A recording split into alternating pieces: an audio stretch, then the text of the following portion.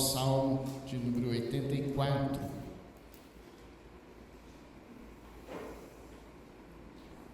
Diz assim o salmista ao mestre de canto, segundo a melodia Os Lagares, salmo dos filhos de Corá: Quão amáveis são os teus tabernáculos, Senhor dos exércitos! A minha alma suspira e desfalece pelos átrios do Senhor, o meu coração e a minha carne exultam pelo Deus vivo. O pardal encontrou casa e a andorinha ninho para si, onde acolha os seus filhotes. Eu, os teus altares, Senhor dos exércitos, Rei meu e Deus meu. Bem-aventurados os que habitam em tua casa, louvam-te perpetuamente. Bem-aventurado o homem cuja força está em ti, em cujo coração se encontram os caminhos aplanados, o qual, passando pelo vale árido, faz dele um manancial de bênçãos, o cobre à primeira chuva. Vão indo de força em força, cada um deles aparece diante de Deus em Sião. Senhor Deus dos exércitos, escuta-me a oração.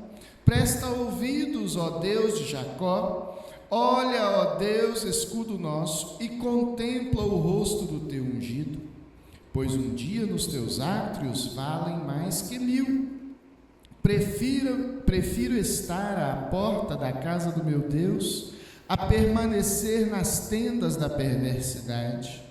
Porque o Senhor Deus é sol e escudo, o Senhor dá graça e glória, nenhum bem sonega aos que andam retamente. Ó Senhor dos exércitos, feliz o homem que em ti confia. Bendito seja o nome do nosso Deus, bendita seja a palavra que o nosso Deus nos traz nesta noite. Palavra esta, irmãos, que vai nos ajudar a refletir sobre 3 atitudes que aquela pessoa que conhece a Jesus deve ter como um hábito, como uma prática na sua vida. Eu quero falar de 3 atitudes que devem se tornar uma prática na minha e na sua vida, se realmente conhecemos ao nosso Senhor e Salvador Jesus Cristo. O Salmo, ele vai nos falar, ele traz para nós aqui a alegria do salmista, o prazer que o salmista tem de contemplar os átrios da casa do Senhor, ou seja, de desfrutar a comunhão, desfrutar o prazer ali do ajuntamento comunitário, de poder, junto com a igreja, junto com a comunidade, servir e adorar ao nosso Senhor e Salvador Jesus Cristo. Ele chega a dizer, inclusive, lá no versículo 4, o seguinte: bem-aventurados, ou seja, felizes aqueles que moram na tua casa. Felizes aqueles que podem estar todos os dias te servindo, te adorando. Lembrando que no contexto ali de Israel, os sacerdotes, eles habitavam, eles moravam no próprio templo e ali dioturnamente ofereciam o sacrifício, ofereciam o louvor e a oferta ao Senhor. Mas a palavra de Deus aqui vai nos falar que existem alguns comportamentos, algumas atitudes que precisam se tornar um hábito na minha vida e na tua vida. A primeira delas, irmãos, é que nós devemos ter ansiedade por Deus. Devemos ser ansiosos pelo Senhor. Tem muita gente ansiosa para tudo na vida, mas pouquíssima gente ansiosa por Deus. A palavra do Senhor, por exemplo, lá em 2 Pedro, diz que nós devemos esperar e ansiar a vinda do dia do Filho de Deus. Ou seja, a expectativa de nos encontrarmos com Jesus devia gerar em mim e em você uma certa ansiedade, uma certa pressa, um certo desejo de nos encontrarmos com o Senhor Jesus. E o salmista aqui diz, né? A minha alma suspira e desfalece pelos átrios do Senhor, é o que está aqui no versículo 2. O meu coração e a minha carne exultam pelo Deus vivo. O salmista está aqui, irmãos, pensando no dia da adoração, no dia do culto, no dia do encontro com Deus, no dia do louvor ao Senhor. E ele esperava esse dia, ele esperava este momento na vida dele com ansiedade, né? A minha alma suspira, deseja, quer estar ali servindo, adorando e glorificando ao Senhor. Eu não sei o que acontece, mas às vezes no coração de muitos servos de Deus, muitas pessoas crentes, tementes ao Senhor, o sentimento é exatamente o contrário. Ah, meu Deus, hoje tem culto. Ah, meu Deus, eu tenho que me arrumar, eu tenho que me preparar para estar lá no meio dos meus irmãos, mas eu tinha que ter feito aquele relatório, eu tinha que ter feito aquele trabalho da escola, eu tinha que ter feito isso, tinha que ter feito aquilo. E aquilo que deveria ser o motivo de uma ansiedade gostosa, né? A expectativa daquele momento que está para chegar, se torna às vezes um peso, se torna às vezes uma dificuldade, porque talvez no meu e no seu coração falte a percepção de que nós estamos vindo aqui não apenas para cantarmos, não apenas para ouvirmos uma mensagem, para nos encontrarmos com os nossos irmãos. Falta em nós a perspectiva de que estamos vindo aqui para um encontro com Deus, irmãos. O encontro com o Rei dos Reis, o Senhor dos Senhores. Eu sempre brinco, né? Se você quer ter uma audiência com um vereador, isso não é tão simples. Com um prefeito, mais complicado ainda, um deputado. Você vai precisar de ter ali um conhecimento de algum assessor. Se você quiser falar com um governador, provavelmente a maioria de nós aqui jamais terá a chance de fazermos isso. Se for com o presidente da República, muito mais complicado. Agora com o Rei dos Reis, o Senhor dos Senhores, aquele que vive e reina eternamente, eu posso buscar em todo o tempo. Então, irmãos, isso deveria gerar em nós uma ansiedade gostosa, um prazer de nos encontrarmos com os irmãos juntos, podermos cantar louvores, glorificar, exaltar o nosso Deus e saber que aquele momento ali é um momento de alegria, um momento de fé, um momento de comunhão na presença do Senhor. Então, o primeiro hábito, ou a primeira atitude que deveria se tornar um hábito na minha vida e na tua vida, é aprendermos a nos tornarmos ansiosos pelo encontro com Deus, não só aqui no templo, mas ansiosos por aquele momento em que a gente vai lá para o nosso cantinho e ora, ansiosos por aquele momento que a gente vai pegar a Bíblia e ler um texto da palavra de Deus, ansiosos por aquele momento em que a gente vai se colocar diante do Senhor em comunhão, às vezes assim, sem ter muito o que dizer para Deus, mas só dizer assim: Senhor, eu estou aqui na Tua presença. Nós precisamos transformar isso num hábito, num momento, em algo comum nas nossas vidas, algo que se torne parte do nosso dia a dia, no nome de Jesus. Uma segunda atitude que deve se transformar num hábito na vida de alguém que anda com Jesus, de alguém que crê em Jesus, irmãos, é aquilo que se encontra aí nos versículos 5 e 6. Olha só o que diz o versículo 5, especialmente o 6. Bem-aventurado o homem cuja força está em ti, em cujo coração se encontram os caminhos aplanados. O que diz o versículo 6? Vamos ler? O qual, passando pelo vale árido, faz dele um manancial, de bênçãos o cobre a primeira chuva. você está diante de pessoas que estão passando por dificuldades, estão secas, estão às vezes ali amarguradas, às vezes sem qualquer expectativa, qualquer esperança, e você passa pela vida dessas pessoas. O que se torna a vida delas a partir deste encontro? O Senhor Jesus diz que nós devemos ser a luz do mundo e o sal da terra. Nós devemos ter a capacidade de transformar os vales áridos no manancial de bênção. Mas para que isso se torne, irmão e irmã, um hábito, uma atitude que se torne um hábito na minha vida e na tua, nós temos que aprender a fazer isso no nosso próprio coração. Eu sempre falo com vocês aqui, e costumo dizer isso, daquelas orações que a gente não faz para Deus, mas que nós fazemos para o nosso próprio coração. Por exemplo, o Salmo 42: Por que estás abatida, ó minha alma? Por que te perturbas dentro em mim?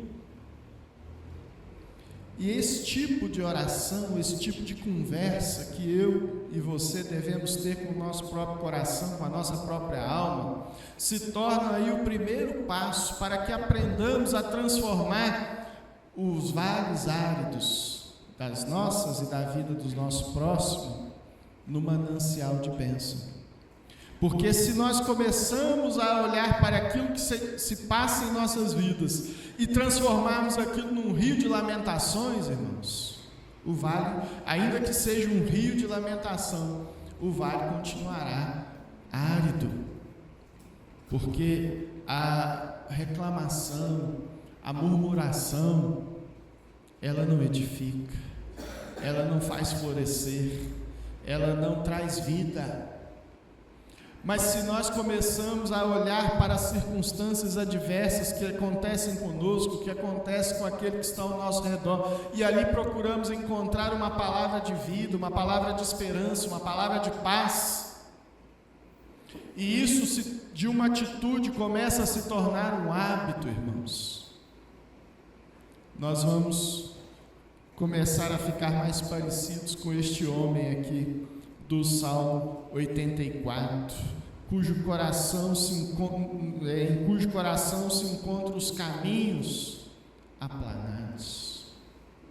Não é porque não há obstáculos, vales e montes a serem ultrapassados, mas porque ele é capaz de enxergar em cada vale, em cada monte, o agir de Deus, o direcionar do Senhor e a certeza de que Deus está ali do lado dele. E é Ele que aplana os caminhos, é Ele que abre esses caminhos, é Ele que nos toma pela mão, conforme diz lá o Salmo 23, né? E nos permite, mesmo que tenhamos que passar pelo vale da sombra da morte, nós vamos passar.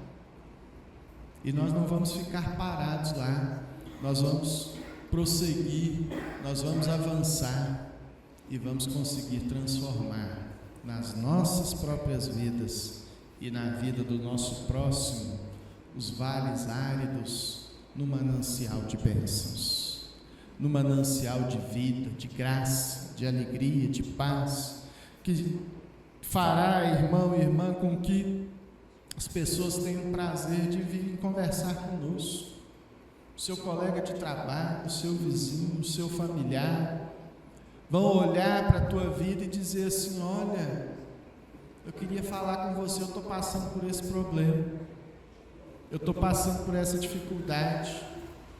Eu me lembro que certa vez eu pastoreei numa igreja e que tinha uma irmãzinha lá, que depois de muito tempo eu aprendi que eu não podia cumprimentá-la da seguinte maneira: olha, como é que a senhora está?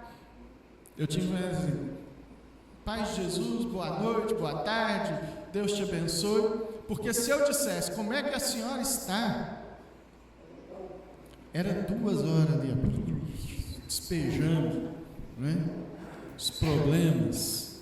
Tinha vez que eu tinha que ouvir, realmente era necessário que eu ouvisse os problemas dela, mas ela não precisava todo dia repetir, e reforçar e vivenciar, e às vezes problemas que já haviam acontecido, os problemas já tinham perdido da data de validade, já tinha passado, mas ela fazia questão de colecionar esses problemas. E nós precisamos aprender aqui a fazer dessa atitude de transformar o vale árido no manancial de bênçãos para as nossas vidas. Está difícil? Sempre vai estar, irmãos. É complicado? É. No mundo nós teremos aflições? Teremos. O vale está árido? Tá. Então a gente precisa regar ele com graça, com gratidão, com fé, com esperança, com confiança em Jesus, com desejo de ver as coisas melhorando segundo a misericórdia do Senhor. Amém? Terceira e última atitude de quem conhece Jesus e que precisa transformar essa atitude num hábito na sua própria vida é aquela que nós encontramos aqui no Salmo, né? Perdi até o versículo aqui.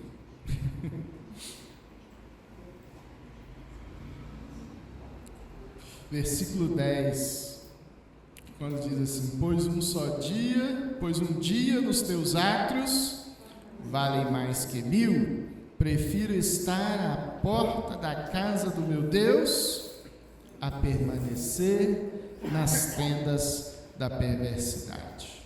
Sabe qual que é a atitude aqui, irmãos? Valorizar aquilo que realmente tem valor. Isso deve ser uma atitude que eu e você precisamos transformar num hábito na nossa vida, a dar valor àquilo que realmente tem valor. Vamos tentar entender aqui o que o versículo está dizendo. Um dia nos teus átrios, um dia, ou seja, na casa de Deus, na presença do Senhor, vale mais do que 1000 dias fazendo qualquer outra coisa. Ele já está aqui atribuindo um valor a mais. Mas aí ele demonstra isso ainda de uma maneira mais intensa, quando ele diz assim: eu prefiro estar à porta da casa do meu Deus. Ou seja, mesmo que não tenha vaga para mim aqui, mesmo que eu não ache um lugar para assentar, mesmo que eu não consiga, não esteja talvez habilitado, preparado, arrumado, capacitado, não me sinta digno de estar aí, eu prefiro ficar ali, sentadinho na porta, do que estar em qualquer outro lugar, ainda que seja nas tendas, ou seja, no mais íntimo, né? As tendas representam aí o lugar mais íntimo da perversidade. É muito melhor. Então, irmãos, a Bíblia está nos ensinando aqui que existem coisas e coisas, valores e valores, e eu preciso aprender a separar, eu preciso aprender a dimensionar, a avaliar aquilo que realmente tem valor e dar preferência. É por isso que o próprio Senhor Jesus nos diz: buscai, pois, em primeiro lugar o reino de Deus e a sua justiça. As demais coisas é Deus que providencia, é Deus que fará. Talvez nós estejamos nos empenhando demais em determinadas coisas que são importantes, que têm o seu valor, que têm o seu lugar na nossa vida, mas nós estamos dando a elas um lugar além daquilo que elas realmente significam. Não é que você não tenha que dar valor para o seu trabalho, para os seus bens, para as suas conquistas, para aquilo que a tua vida seguirá a partir daqui, deste mundo. Não é nada disso que nós estamos falando. Eles têm o seu valor, eles têm a sua importância, mas nós precisamos aprender a dimensionar. O apóstolo Paulo, falando à igreja de Colossos, ele diz: olhai para as coisas lá do alto e não as que são daqui da terra, porque às vezes nós focamos demais o nosso olhar um pouco mais baixo daquilo que deveria ser, e nós precisamos aprender a ter um olhar um pouco mais elevado, porque as coisas realmente valiosas, elas não estão aqui neste mundo. Todas as coisas aqui deste mundo são perenes, passageiras. A data de validade delas é muito curta. Mas aquilo que o Senhor nos oferece, as coisas lá do alto, essas têm valor infinito. Essas têm um valor eterno. E nós precisamos, então, focar mais naquilo que é eterno do que naquilo que é passageiro.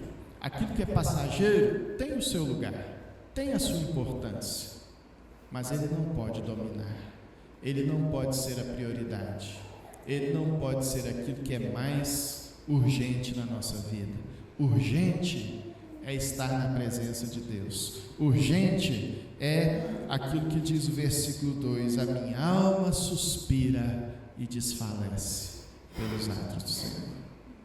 Eu quero estar na presença de Deus. Um dia na presença do Senhor vale mais do que 1000 dias fazendo qualquer outra coisa. Se eu tiver milhares de dias na minha vida e esses dias não forem na presença de Deus, minha vida não teve valor algum. É disso que o salmista está falando, irmãos. É este o ensinamento, são esses os desafios. 3 atitudes que devem se tornar um hábito na minha e na sua vida: ter ansiedade só por Deus, aprender a transformar vales áridos em vales de bênção e valorizar aquilo que realmente tem valor, no nome de Jesus. Vamos falar com Deus em oração. Coloca o teu coração na presença do Senhor e nós vamos orar.